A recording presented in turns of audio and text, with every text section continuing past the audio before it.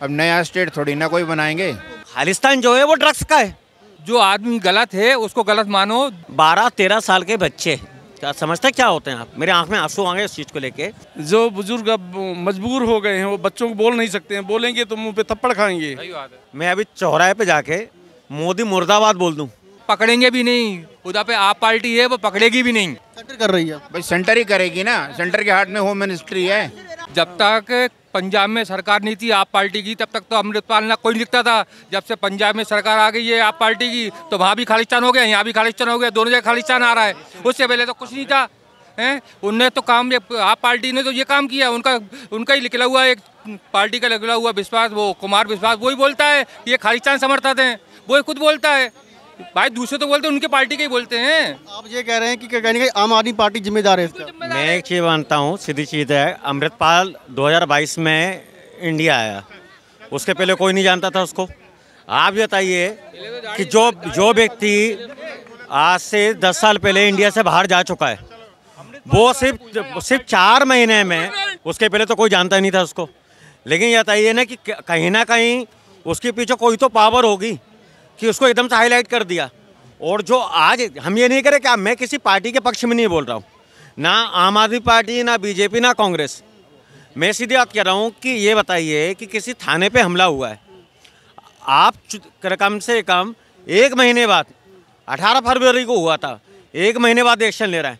लेकिन उस 1 महीने में आपने जो यूथ, पंजाब का यूथ ड्रग्स में फंसा हुआ है, मैं ये नहीं करा, मैं किसी कभी भी सिख धर्म के, यहाँ पर गुरुद्वारा है, गुरुद्वारा मतलब ये है कि गुरु नानक देव, वो हमारा ही पंथ है।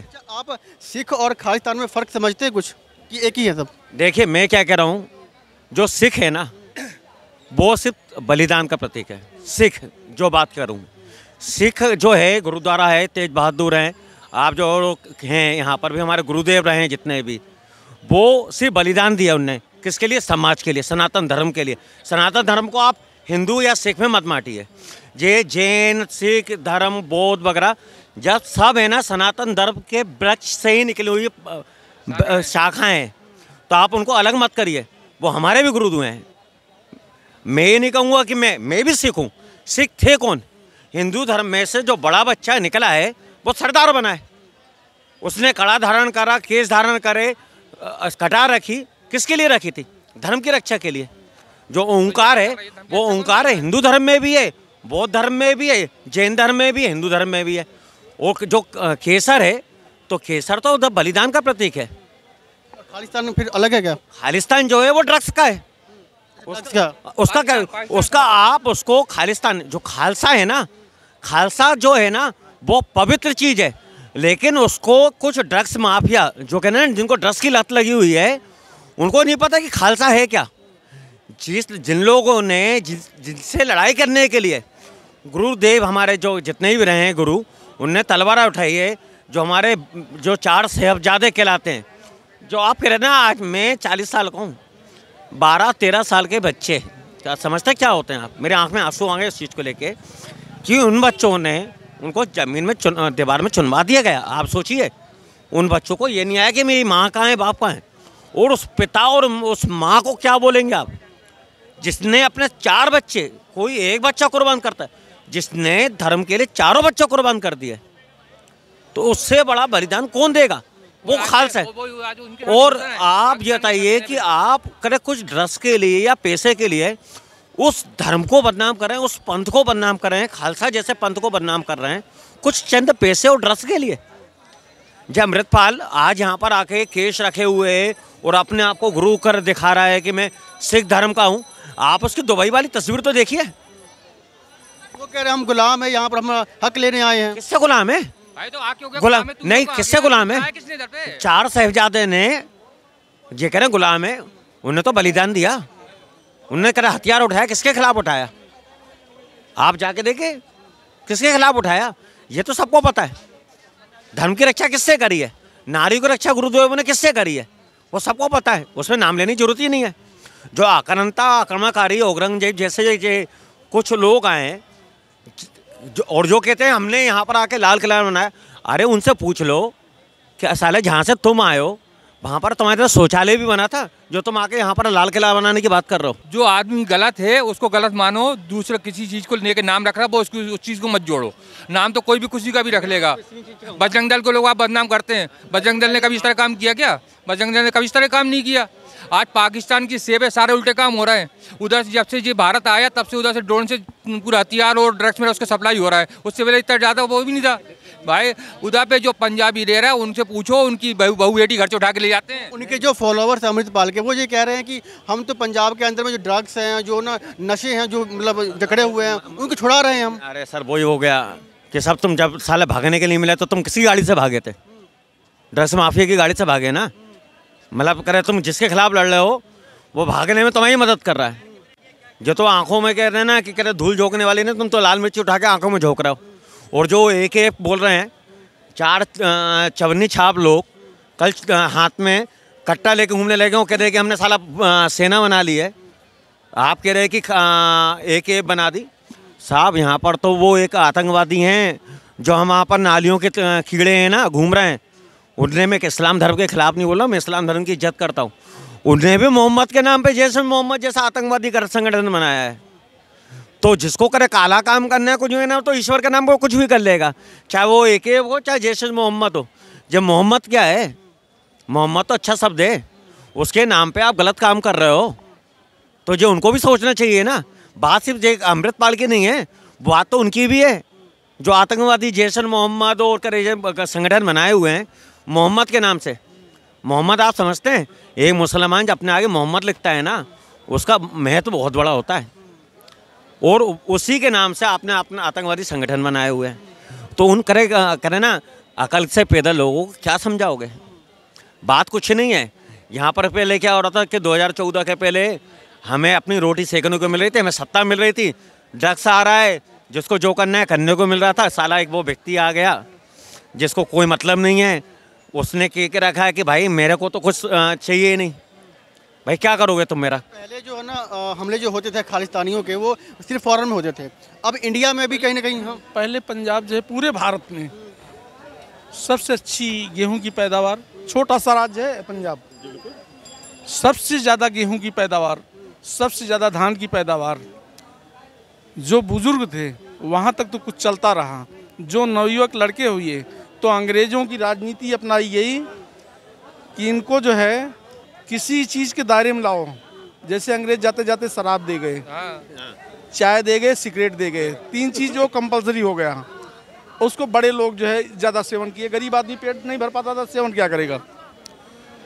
वही आज पॉलिसी पंजाब के अंदर है। जो ड्रग्स उसके द्वारा ड्रोन के द्वारा गिराए जा रहे हैं, उन नए नए लड़के जो बुजुर्ग अब मजबूर हो गए हैं, वो बच्चों को बोल नहीं सकते हैं, बोलेंगे तो मुंह पे थप्पड़ खाएंगे। और उन्हीं की प्रॉपर्टी पे रह के वो गाड़ियां लेके घूम रहे हैं। किसकी बनाई हुई है? एक बात, एक क्वेश्चन ये भी है ना कि इतनी फैन फॉलोइंग बन गई पंजाब के अंदर में। आप देखते हैं कितना फैन फॉलोइंग। अरे यार आप एक बात बताएं, अभी आके मैं बुरा नहीं कह रहा, मैं अभी चौराहे पे जाके मोदी मुर्दाबाद बोल दूं, मेरे को 10 लोग आ जाएंगे सपोर्ट करने वाले। बुरा मत मानना मेरी बात का, मैं सच बोल रहा हूँ। क्या तो है, सच के खिलाफ कोई, सच के साथ कोई खड़ा नहीं होता। और जहाँ गलत होता है ना, कहीं मैं आपसे कहूँगा ना चलो शराब पीने आने लेके चल रहा हूँ, तो 10 लोग खड़े हो जाएंगे। और अभी 10 लोगों से कहूँगा ना चलो यार अपन गुरुद्वारा में चल के सेवा कर लेते हैं, वहाँ पर लोग सेवा कर रहे हैं, अपन सेवा कर लेते हैं, एक भी नहीं जाएगा मेरे साथ। और अभी 10 को बोल दूँ ना शराब पीने के लिए कि यार चलो मैं फ्री में शराब पिला रहा हूँ, तो 10 छोड़ो 20 लोग मेरे साथ चले जाएंगे। तो गंदे काम में लोग साथ देते हैं। अमृतपाल कौन था? मैं दूसरी बात, पंजाब पुलिस की अभी आई। पंजाब पुलिस मजबूर थी। जब भगवंत मान आके अमित शाह से मिले कि हमारे पंजाब की ये हालात होने जा रही है, यहाँ से विशेष सिक्योरिटी उनको 8 बटालियन जब भेजी गई, तो पंजाब पुलिस के साथ में सीआरपी भी लगी है। तब ये कर पा रहे हैं।